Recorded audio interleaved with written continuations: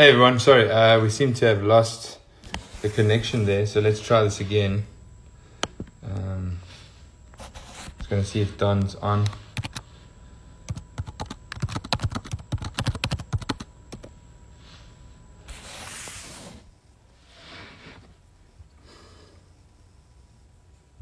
Not having the best of luck.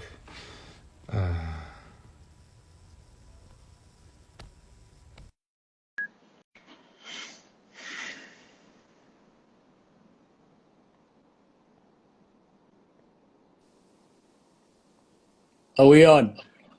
We're on. Sorry, man. We might as well Round three. start again. But it's fine. Yeah. I'm just not sure if it's Just your out of your interest, connection or you were mine. like beach balling. Yeah. You were like On my beach balling side, for a while, and then it just cancelled.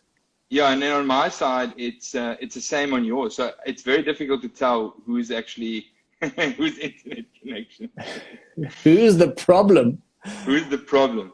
Probably Okay, so me. let's Probably me. jump into it. We will skip the intros. But Don, you're a communications expert. You're just a normal guy, normal human being that's into Normal marketing. human being. Just another Well, normal, guy. just another guy. So you're not a retirement planning expert. But what I wanted to get from you is what was that got you onto this journey recently of getting sort of to grips with your retirement planning as Yes. as Okay. as So someone. we'll hit this again for the F Dog 77, whatever your name. You're gonna have to hear this all again. Sorry, pal. But so yes, what happened was where this all came about was you saw an article that I wrote on LinkedIn Yes. about not being a bystander in my financial future anymore, Yeah. and actually trying to take control. And what happened was, so where that all came about, I mean, we're in, what are we, mid-August now. Where that all came about was at the beginning of this year, I had just left the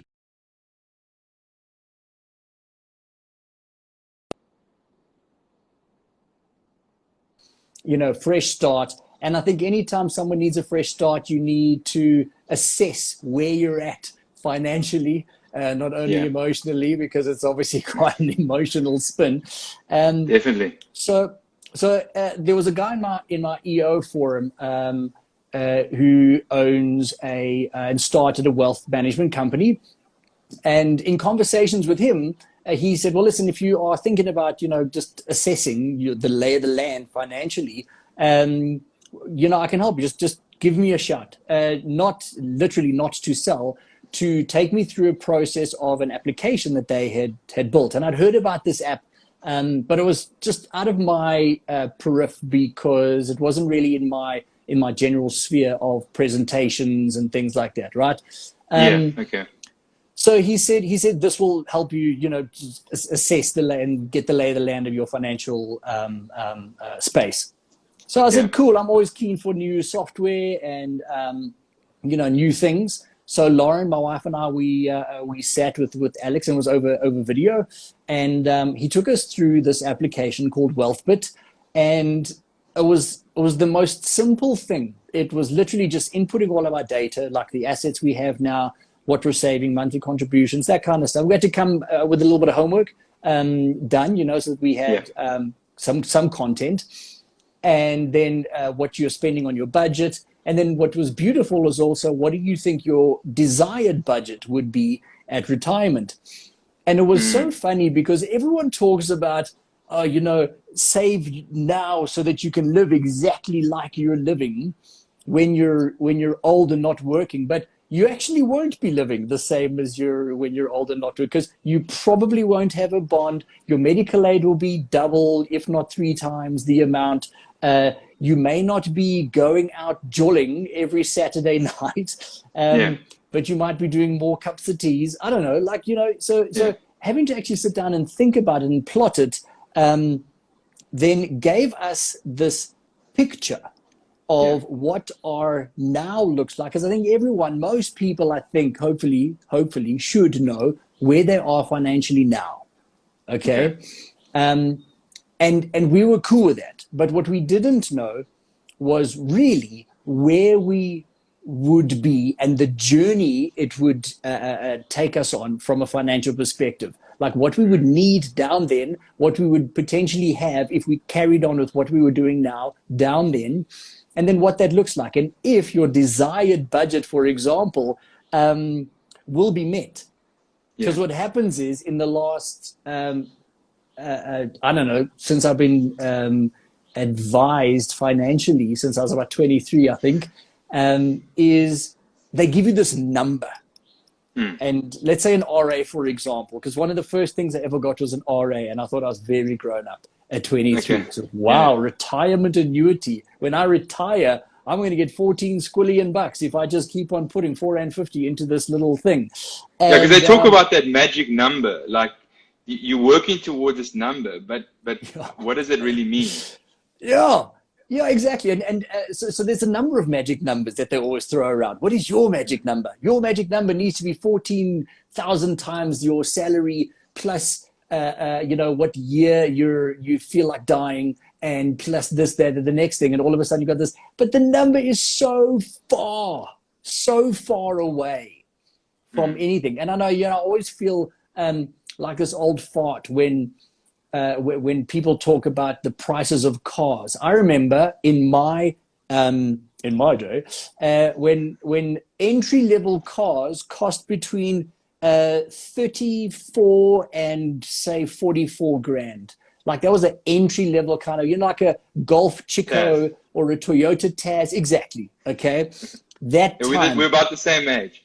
Yeah, dude. And now, like someone says to you, an entry-level car is going to cost you, I don't know, between 90 to 120 grand. 20, Right? I'm like, it's just so far. And I'm not that old from when I first started buying cars, okay? Sure. But the trajectory has increased dramatically. And so when someone says, there's a point to this whole car story, when someone says to me, you're going to have, I don't know, simple number, 10 million rand you can take it as a lump sum when you retire. Right now, if someone gives you 10 bar into your pocket, that's a nice little chunk of change in 2020, okay? But the idea is we all retire at 65. That's like a thing. I don't know where that number came from, okay? But the idea is when I'm 65, I will get 10 million rand. And I'm just using it. I don't know what the number is specifically, but will that be enough? I have no clue because of the rate of inflation and the likes. I don't track that stuff. So when we put all of our stuff together and we got this beautiful picture in front of us, it was horrific because I wanted to be here and our trajected thing was like here, and that's bad. So I said, no, but that doesn't make sense. My whole life, people have said, if you keep on saving, you'll be okay. But the maths doesn't lie, and the picture doesn't lie, right? So as horrific as it was, dude, it was beautiful because I was able to then finally see what that looks like, and as a big fat kick in the face to remind myself to spend my money wisely and save my money wisely. So what I'm hearing, and correct me if I'm wrong, you first of all had to match the number, that lump sum number, with some kind of budget cash flow when you're actually at that stage. And then secondly, you said it was more visual. Now, what was different from before when you've dealt with financial planners compared to now? Why did it suddenly click for you, do you think? What did this program or this plan that you saw, what was different about it from what you'd experienced before? So it's present value versus future value is the bottom line, is absolutely, because again, if someone says I'm going to give you a lot of money, then it feels like a lot now, but it's certainly not a lot then. So it's difficult to say if I'm buying a loaf of bread. I don't know how much does bread cost. $15, 15 $20? bucks, yeah. Okay, yeah, Bye. $15. I mean, I remember it used to cost, I think it was 10 Rand for a loaf of bread and a milk. When I was studying, my brother and I actually did some budgeting on bread and milk, right? So we would buy milk and bread, and I would take $10 or whatever that is. Mm. And so I knew what it is then, and that was present value. Now Yeah. you can get like, 16 chappies for $10. Like it's all very different. Okay. So you can't plan if you don't really understand the present value versus future value. Like really understand. And I know that financial advisors, because I've only had two in the last 17 odd years, I know they've tried. They have really Mm. tried because they look at the numbers and they can just see it because this is what they do for a living. Okay. Mm. And the trick, though, was for them to try and deliver that to me in 60 minutes is completely unfair on anyone who expects a financial advisor to do that. And people say, oh, but Okay. it's their jobs. It Yeah. is tough So, business. so I definitely know that the present and future value is a big thing in financial planning, especially when you do holistic financial planning. I mean, there's a calculation that you get taught, to Right. actually work out the future value because you take into account inflation, which, historically in South Africa is around 6%, real inflation, maybe even more. And then, you kind of work that out. And there is usually a number that you're working towards.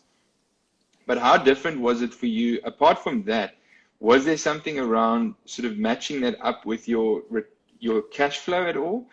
Because I haven't seen the program that you've seen. I mean, so maybe explain to me a little bit more about how that got worked out. Because the future present value thing is, I think, something that many advisors know and even clients would understand, those calculations. But was there anything, or was it more in the way that it was presented, or what suddenly made that click for you? I mean, I can't tell you what the exact moment was or how it has been presented to me in the past, but Mm. being able to truly plot what we have now and Mm. the future of what that will do for us over a Okay. period of time. So I'm 40 this year, so 65. So I've got 25 years, right? So there's a graph, and you're hopefully going to be earning more from your savings up to this point. And is this going to be enough from your desired budget, the kind of money that you actually want to live on? And Yeah. what I never ever got was, and I know you're right, there's calculations, build this, do the next thing. But even with that, I always felt quite sort of financially secure that what we were doing was okay. But Mm. I didn't know because I was just being told that it was good and we were working towards some number. But the some number is, it's not a specific, it's not a magic number that everyone works towards. It's your magic number, what you want to do.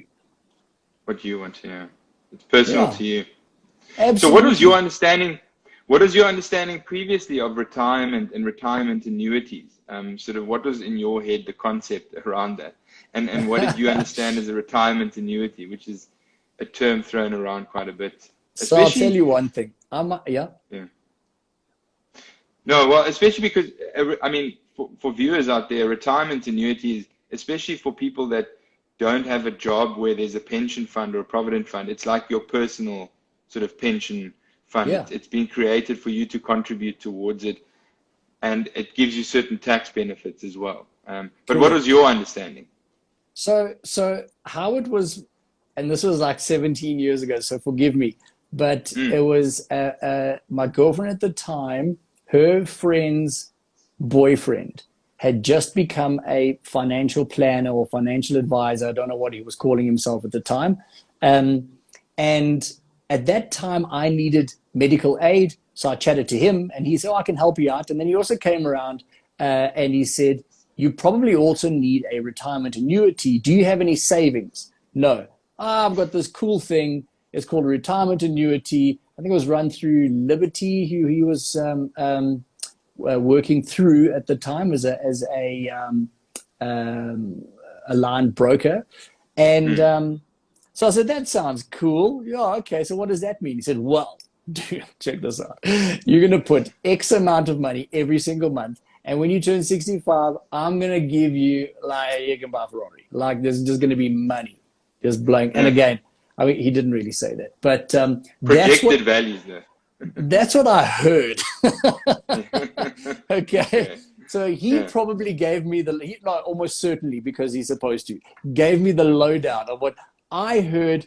Geez, man. So when I retire, after I've made money and whatever it is going to be cool, I can just get money for jam and just go like do whatever I want. I was like, that sounds amazing. And so I did that, right? So I'm putting money, I'm forcing myself to put it. I wasn't even aware of the tax benefits at that point in my life. I don't even know if, because I know retirement rules have changed over time. Yeah, exactly. I don't know. SARS is probably like, thanks, Mr. Packett. That's what I did. And then every time he saw me, he was like, hey, listen, we need to put a little more, you need to up your monthly contribution, this and that, the next thing. And for the most part, I put just that little bit more so I didn't feel like a cheapskate, but not enough that it was going to mess with my monthly mojo of, dinners and drinks and whatever else I wanted to do while you're in your 20s and 30s. So, I had, again, I think he tried his very best, but it's also so, like I say, the numbers are so beyond normal. I'm like, I've done presentations and video and stuff my whole life. Now you're bringing big numbers, and it just doesn't land. Just doesn't land. Right. Yeah. And tell me, what do you think is the the importance of understanding your own relationship with money, and then obviously if you're in a relationship, if you're married, and how important it is for the couple to take this on together, and how did you experience that? So, dude, my history with money is horrific, absolutely horrific. I won't bore you with the whole detail, but I was so afraid of talking about money my entire life. Okay. Until Lauren and I, before we got married, we went through did like pre-marriage counseling, and they talk about the big things, children, religion, and money. And one of the nights was money, and there was this epiphany that was launched in that session, and it was like this weight was lifted off my shoulders. Lauren and I got engaged, and we still hadn't had the conversation about what each of the other person earned. And we were engaged to be married.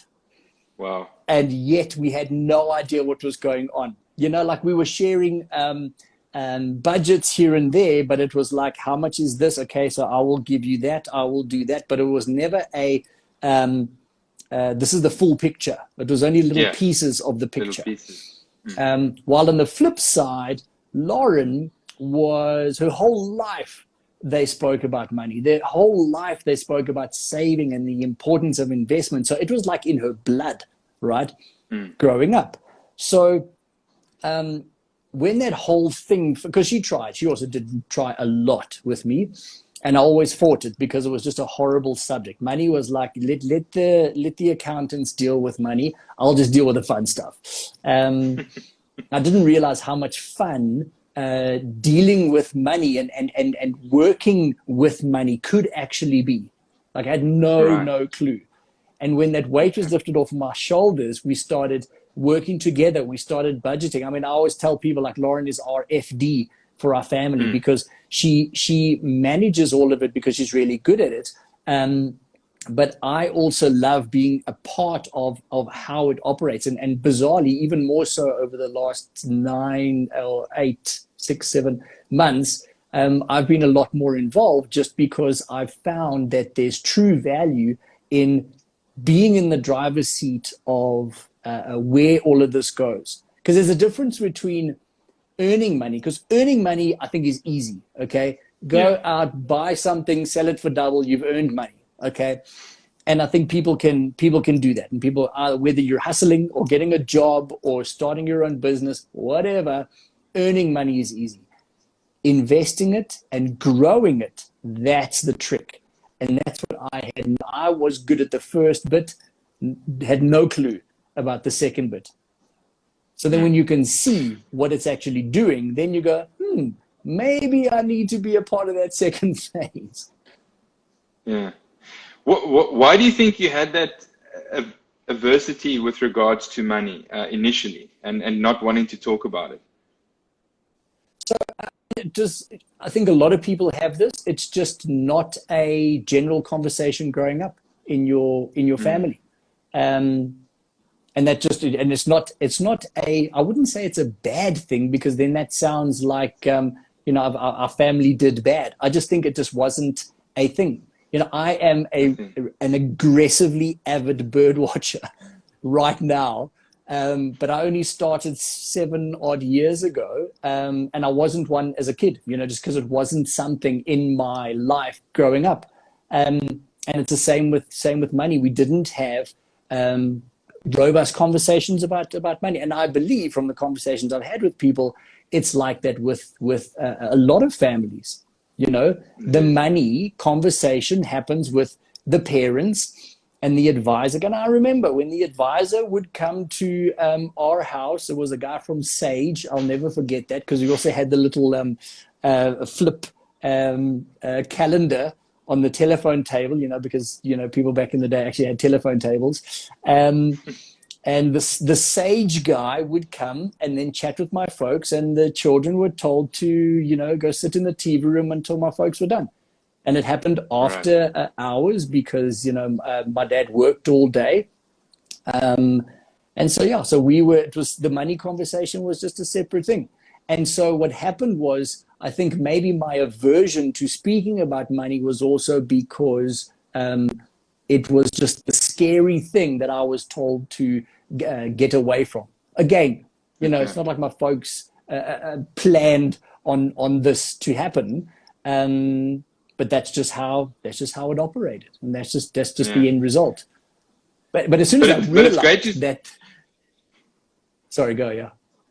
Yeah, no, I said it, but it's great to see your current enthusiasm. So I'm still trying to pinpoint how you decided on this, this change, because as someone that has advised people and has also been a financial advisor, it's you ultimately, your wish is for people to become more involved and become enthusiastic, and that you're the person that actually just kind of starts guiding them and giving them additional advice. But there's no point in being a financial advisor and having a client that is not really interested in taking on this challenge of getting to grips with their own financial situation and saying, please help me in this area or in this part of it. What about this investment? What about this option? That's what you want to be doing with a client, to be honest. But it's very hard to find engaging clients. So how did you sort of become engaged with your financial planning, especially with regards to retirement? Yeah. So here's exactly what happened. When I could see the picture and I could see the future, as bad as it looked on paper, I could now feel like I can contribute, because I can actually see it, because I know I need to be here, and right now we're here, right? And so we had this conversation last week before the internet gods crashed our interview, where you asked me, do you think now with an application like WealthBit, for example, that there's financial advisors are no longer necessary? And I used the metaphor of Lauren and I going to the horse races, to an event at the horse races a few years ago. And we wanted to bet on the horses. We were there for the event and dressed up and all the rest, but we wanted to bet on the horses, but we had no clue as to which horse was gonna actually earn us some money. I think if you bet, you want to make some money back, right? Yeah. So we had no clue. One of the host guys came up to us. He started speaking. He said, "Oh, what do you guys want to do? Oh, we want to bet on horse on race whatever 7." And then he started just laying down exactly what happened. Okay, so horse number 3, he had a bad tummy yesterday morning, so he might be a bit, slow off the start. That jockey stubbed his toe earlier, and he's got a bit of a hangover, so you don't want to do that. This one's won 4 of the last 17 races. And he just gives us all the information because that's his life. Okay. His job, yeah. He just walks up and down. He knows the horses, he knows the jockeys, he knows the ins and outs and everything. And you're right. That's his job. Okay. So he knows it. But it's still my money. It's still my choice. So I get to decide. I can listen to this guy, and true as anything, when we decided on, when he wasn't around and we bet on a race and was like, oh, that's a nice jersey. Oh, that horse has got a really cool Oh, that horse is called Hanoi. Remember when we had a holiday in Vietnam? And, yeah, let's bet on Hanoi because it sounds nice, The ones he told us to bet on, we won. The ones we had no clue, we did not win. Okay, that was fact. So there's definitely, in this instance, I still have a decision. I still have some ideas of what's happening in the world, I think. But there's still a role for a financial advisor to be a part of that.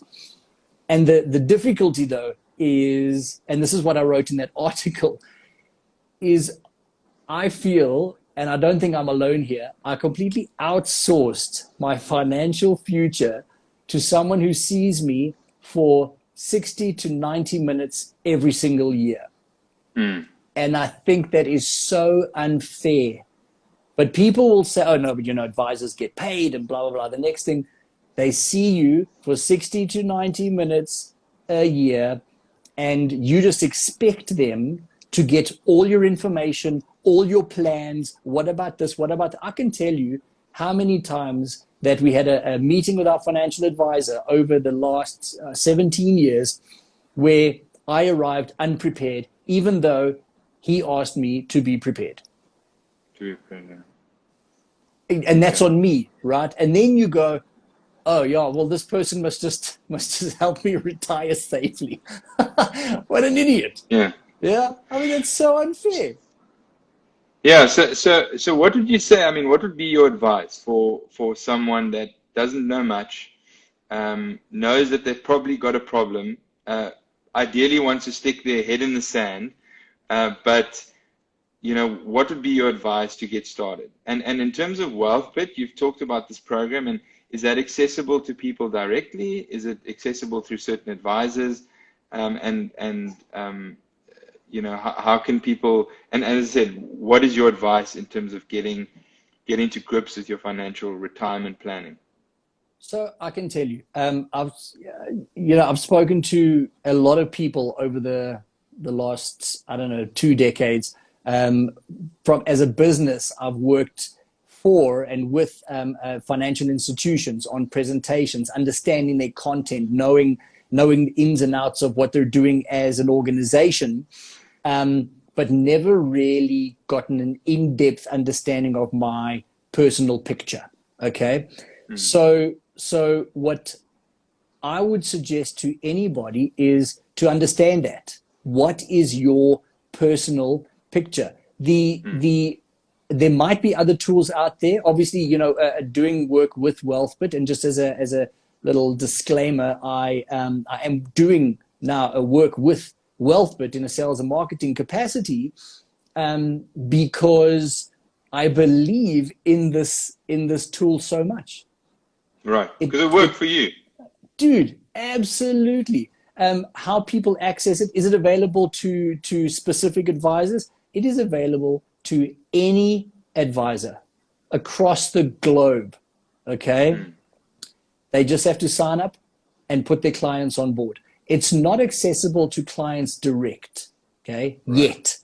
Because it was very much built to solve a problem for Alex, who I told you who shared the tool with me from GCI Wealth. So Alex built it for their business as a completely independent entity because he knew it was going to fix their problem and it would fix the problem for the entire financial advisory fraternity. So I would tell anybody to ask their advisor to look at WealthBit and to sign up and to get them on, because nothing I have seen that exists now can show you your picture and your future like this can. Not even close. Right. Yeah. Because as I understand it, it will also take you through a life stage cash flow model of now and future values, future budget, and it'll track and building scenarios. Where you are. Yeah, so it builds, which is quite nice, right? So this is my favorite thing, because so you've got what you are now, and if you change nothing, this is where you're going to get to, right? For the most part, and I'll speak from personal experience, for the most part, for us, it's shown that we will not get to where we want to get to. So there's a little slider that says, how likely are you to safely retire? And ours is, less likely. We're like on the red side. So my job now it's gamed it for me, which is amazing because it's like games, right? I want to get that less likely to super duper likely, give some of that money away, you greedy bugger. So, so I want to now change that. So what the system allows you to do is build a scenario. So let's say, for example, Lauren and I, there's two things. You either add assets, you're going to add some higher monthly contributions, you're going to increase your annual increase in savings, whatever that may be. And so you build your scenario to see what is required to hit your desired result. That's it. Okay. And there's also these cash flow events that you can put in. So if you're going to buy a new house, that is going to change your financial future, because you've got to pull that money from somewhere. You're not going to buy a new house from your monthly salary, right? Right. So what does that cash flow event of an expense do? But then on the flip side, say you sell a house, or you sell a car, or you sell a really expensive grandfather clock that has been passed down 200 years in your family, and this thing is worth whatever, half a bar. You go, I'm going to put that cash flow event and I'm going to sell it when I am, because you can also plan, when I'm 45, I want to sell this thing. I want to enjoy it in my house for another 5 years, and then I'm going to flog it, and there's going to be half a bar that's going to be injected into my into my financial future. What does that look like? Okay. And you just plot that stuff in the scenario, and then you go, you know what, maybe that's not going to push the needle a bit. If I sold it at 50 and I could get 600 for it, not 500, what would that do? You change the scenario and they go, okay, then and again, so much of this, like any kind of investment, there's a lot of assumptions. Okay. Yeah. But if you can go along with the world's assumptions and build your own along with that, then you're cooking with gas. Then at least you are in control of what's happening. So I mean, what I'm getting from you is that the scenario is quite, the different scenarios is quite important. How important do you think it is to see it immediately? So let's actually put you in a situation where you're now 60, you've tried to do the best that you can, and you now need to decide where you're going to, get your money from. In this tool, would you be able to, for instance, say, okay, what if I sold my farm and this in cash flow injection, and I downscale my house? Is that something that is visually able to be presented in this program? And how important do you think that kind of scenario planning actually is? 100%. So when I was looking at one of the early demos, the guys when they were putting it in, were saying, okay, so I'm going to, as a cash flow event, I'm going to sell a business and I'm going to make, say, 3 bar. Beautiful. But then once I've sold my business, I want to go on an expensive holiday for when I'm 55 to 75 every year, and it's going to cost me 175,000 Rand every year, for example. They started plotting that in, and then they said, and save, and it said, no, you can't actually do that because you won't have enough money. So even then it starts calculating. You won't be able to afford that, pal. So, manage your own expectations. Yeah. And then you'll be able to see how that can fluctuate over time. What's also nice is what Lauren and I also realized is we said, you know what, screw 65. We want to retire at 60. And we had it plotted at 60. And then we looked at it and we said, okay, no, maybe we have to actually put it back to 65. Yeah. It's an extra 5 years, right, of growth. Growth. And it's an extra 5 years of not having to start pulling from your investment, because like anything, it's going to go up until you decide to stop earning money and stop contributing. And then you're going to start becoming a burden on your own cash flow. And then as it goes, your job, all of our jobs, is to outlast your capital, right? To live like, I don't know, 13 minutes longer than your last cent spent. And I think if we could work that would be beautiful. Yeah, I once heard that the aim is to not die. Well, what is it? It's not die with too little, or no, not die with too much. Anyway, I lost it now. I had it last week actually. Yeah, you did actually, and I wasn't forgotten. You need that Goldilocks, right? It's not too much, because then you like, oh, but I could have done so much with all that money, and it's not too little, because then it's like, hey guys, can I live on your couch, for the last 6 months of my life? You also want to be able to know, like, if you're 85 and you're still relatively healthy, can I actually buy another plane, or a motorboat, and that won't mess with my retirement too much? Exactly. Look, I mean, the ideal, I think, for most people go, I just want so much more than I need so that I can do whatever I want. Beautiful. That is euphoria, my friend. That is the most tiniest little percentage anomaly of the planet that has this, okay? Gen Pop, like most of us, like, it's not going to be there. So our job is to just get as best as possible above that line, because obviously things change, and things change up and down, granted. But again, building every single time. So guaranteed at least once a month, you should be, maybe that's even too much. But as often as you feel is necessary, you need to just have a little squiz at what it's all looking like. And, someone says, hey, something's going to happen with, I don't know, some stock. What do you think if you did X, Y, and Z and bought this now, and you're going to buy it at R5.50 and you're going to sell it at $500 at some point? What would that mean? And then play with the scenario, because everything, all future forward-looking stuff is an assumption, right? And then see what that does, and then go, okay, so someone said buy Bitcoin in 10 years ago. Like, if I do that and it does move, what would that do? Because it's not like you're not plotting the future. You're not like this, the way to get on top of sort of assumptions is to actually play with different scenarios. Correct. To actually, absolutely. Then you can get to the better answer, and ultimately what you're looking for is the best answer, hopefully for yourself, by playing different scenarios. Yes. In something like this tool. Yes, that's what it is, dude. Spot on. Again, there's no magic number. There's your magic number. And it'll change. So I'll give you an example. Even the desired budget. When Lauren and I did it, Marchish, when we did it, I think it was. That's 5 months ago. Our desired budget at retirement was actually more than when we did it 2 weeks ago, because we started really looking at it again after we'd thought about it. Now, you know what? We don't actually need that. We don't need that. So we cut some stuff down. We increased other things.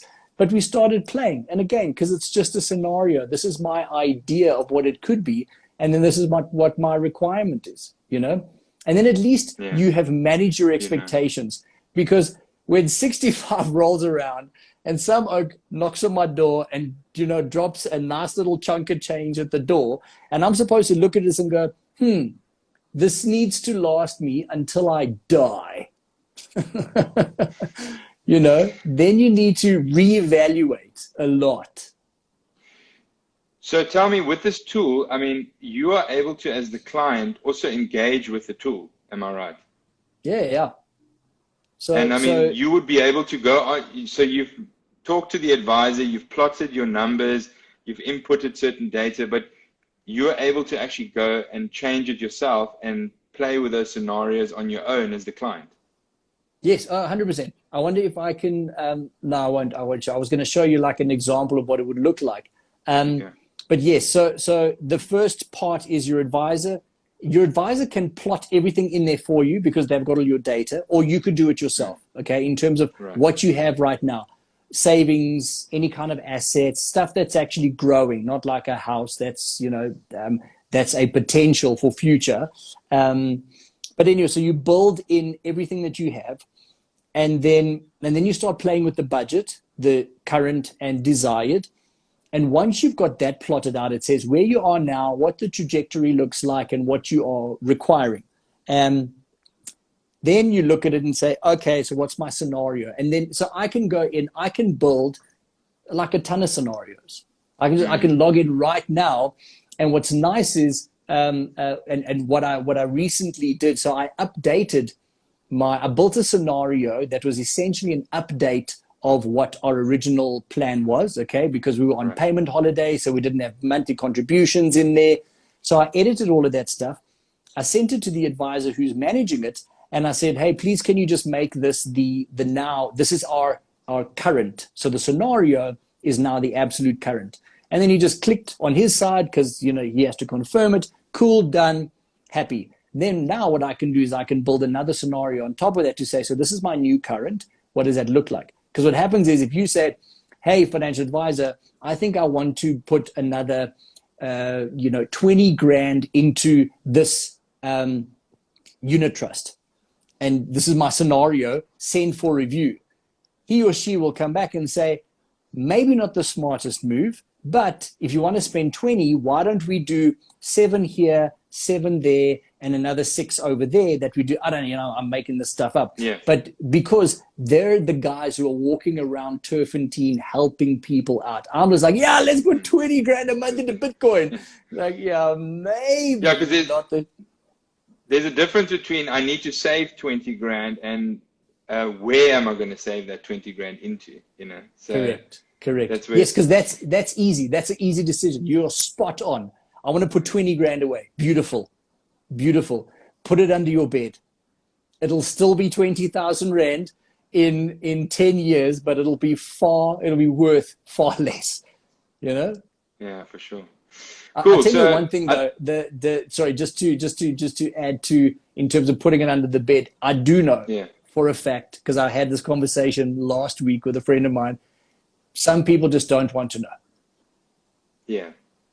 They just we have to accept that. We just have to accept that. It's as a financial advisor or planner that is working with someone like that, you might just want to accept it. But I mean, personally, if I was going to build a financial planning business, which I've done before, but I would want a client that is engaged, that has taken control. But the difficulty has always been, how do you get them to really take that control? So from this conversation, what I've gotten, and I think it's important for other financial advisors to hear it from someone like yourself.